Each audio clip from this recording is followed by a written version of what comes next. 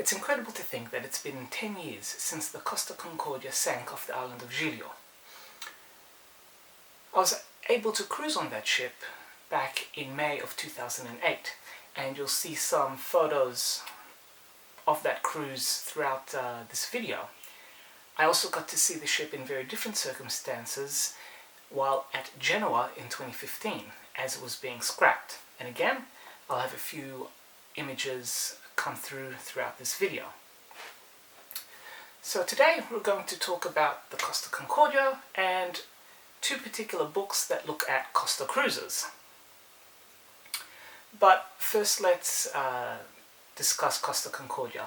There are a few books out there that focus mainly on survivor experiences, so personal stories of survivors and the emotional, spiritual, psychological effects that the sinking had on them. I have not yet read any of them, although the feedback on the various forums is interesting, and I'll leave that to you to look at. And if there are any that you recommend, I'd love to hear your thoughts.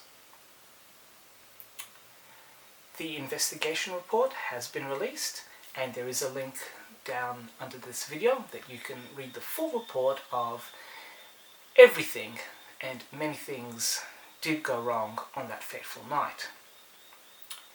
There's a lot of negative feedback about the captain, and before people start throwing judgments left, right and centre, I do want to recommend that check out the chapter in this book, which is a fellow captain's assessment of other captains. Captain John Dickenberg provides a critical and professional analysis of Captain Schettino's performance on that night,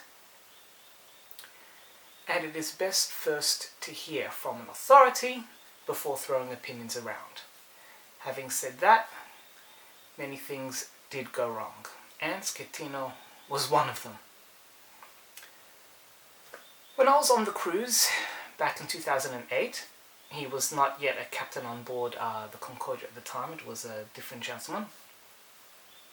Aside from the photos that you see flying around up here in the starboard quarter, top corner, there are a few other artifacts I have. There's this, which I call the Unga Bunga cup, that was in one of the specialty restaurants on board that had its own chocolate fountain that would run down, and then you could collect complimentary chocolate drinks. When the Costa Concordia entered service in 2007, it boasted the first F1 simulator at sea and also mobile connectivity, which was a huge thing. You could now just simply sign up. There were no more black spots out in the middle of the ocean, and you could stay connected onto your little devices. The one souvenir that I have of the ship is miniature models. So you can see here, back in 2008 prices, this was €29. And allow me to show you the model. I'll flip it around. So this is a wonderful model of the Costa Concordia that was sold on board. Thankfully, it is, at least it pretends to be accurate. There are some models out there of the cruise ships that, I don't know, appear more like bathtub toys than actual scale models. So at least this one has, you know, the look of a miniature model. What's also interesting is that you can also see the design origins of this ship. So the Costa Concordia belonged to a class of ships that originated with the Carnival Glory, and then with each successive ship, the design was revised, and in Concordia's case, this middle section here was expanded. I believe the Fascinosa class also has an extra open promenade deck on the back here.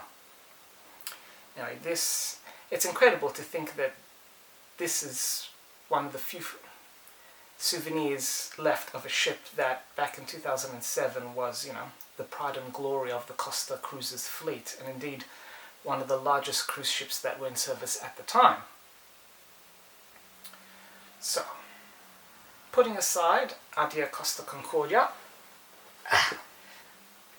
let's have a look at some of the other books that deal with this cruise company.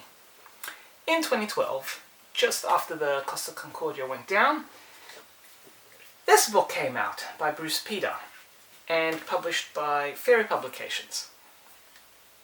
It is a wonderful, concise overall look at Costa cruises from their humble beginnings right through to the fleet as it was in 2012, and let's see if I can find where they're up to in their fleet.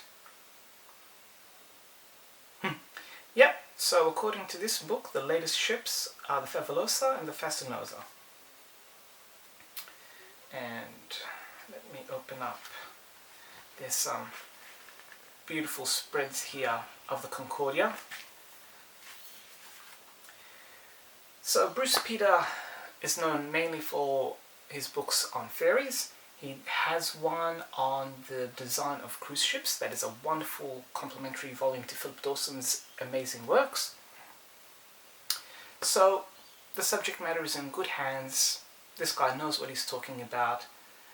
The writing style is wonderful, easy to follow, and the quality of the photos that are included is absolutely immaculate. You know, there's plenty combination of colour and black and white. The entire fleet is covered. Even the wonderful Francasi, which still exists today as a hotel in Indonesia. So for anyone who is interested in a one-stop shop look at the history of Costa cruises up until at least 2012, then check out this one. There is one other book that is highly recommended, but this one is getting on in age, and this one is called The Costa Liners by the Italian authors Maurizio Eliseo and Paolo Piccone. This one goes right up until the Costa Victoria, which, as we now know, has been cut up for scrap, was one of the first ships to actually go to the scrappers, and once the pandemic hit in, was also the last cruise ship to arrive back in port. But to put all that aside, this book looks at mainly the immigrant liner and the early cruise ship fleet. And what is beautiful about this book is that, let me see if I can bring it up for you, it has 2 pages of ship profiles, and all to scale, so you can see how the fleet gradually grew over time. It'll be interesting if the profiles of this were matched with the additional information of the following Costa Cruises book, and then that way you could really see just how much everything has changed from, you know, the humble Maria Sea right through to the Costa del Sousa and all the mega cruise ships that are in service at the moment. This book mainly has, well, actually it all is black and white photos, so you've got an example here, and watch this space about this ship. There's more coming on about this later on in the year. But each ship is covered with a chapter. There's about 3 to 4 photos of each one, and you get a complete history of each vessel. One of the fascinating ones being this one, the Bianca Sea, which started off as the French ship La Marseillaise. This Italian company, which has been a feature of the maritime scene for decades, is still doing strong. As with all other companies with the current COVID, it's a matter of wait and see, but their fleet is relatively intact, aside from the now departed Costa Neoromantica and Costa Victoria.